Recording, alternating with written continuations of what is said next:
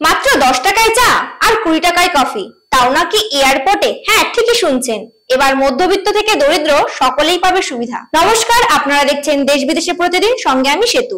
কলকাতা বিমানবন্দরে কেন্দ্র সাশ্রয়ী মূল্য উড়ানযাত্রী ক্যাফে চালু করার পরে রাঘব চাড্ডা বলেছেন, অবশেষে সাধারণ মানুষের কণ্ঠস্বর শুনলাম। আম আদমি পার্টি সাংসদ রাঘব চাড্ডা সোমবার কলকাতা বিমানবন্দরে সাশ্রয়ী মূল্যের খাওয়ার যৌথ উদ্যোগ যাত্রী ক্যাফে চালু করার জন্য কেন্দ্রের উদ্যোগের প্রশংসা করেছেন এবং বলেছেন, মন্ত্রক অবশেষে সাধারণ মানুষের চাহিদার প্রতি মনোযোগ দিয়েছে।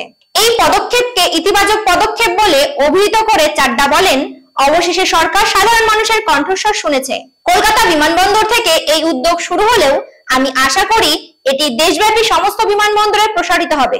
এটি নিশ্চিত করবে যে বিমান ভ্রমণকারীদের চা, জল বা কফির মতো মৌলিক জিনিসগুলির জন্য 100 থেকে 250 টাকা দিতে হবে না। পার্লামেন্টের শীতকালীন অধিবেশনে ইন্ডিয়ান এভিয়েশন বিল 2024 নিয়ে আলোচনা করার সময় চাড্ডা বিমানবন্দরের উপলব্ধ অতিরিক্ত মূল্যের খাবার এবং পানীয়ের বিষয়টি উত্থাপন করেছিলেন এবং বলেছিলেন, একটি জলের বোতলের দাম 100 টাকা এবং চায়ের দাম 200 থেকে 250 টাকা।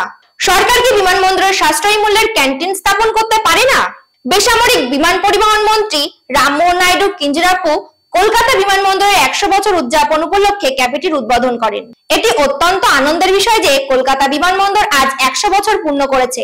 মন্ত্রী উড়ান ক্যাফে উদ্বোধন করেছেন যাতে সাধারণ মানুষ এখানে একটি ভালো সুবিধা পেতে পারে এবং আমাদের সর্বোত্তম সুযোগ সুবিধা প্রদানের প্রচেষ্টা থাকবে। শুধু জাতীয় স্তরেই নয়, বিশ্ব স্তরেও প্রত্যেক নাগরিকের কাছে।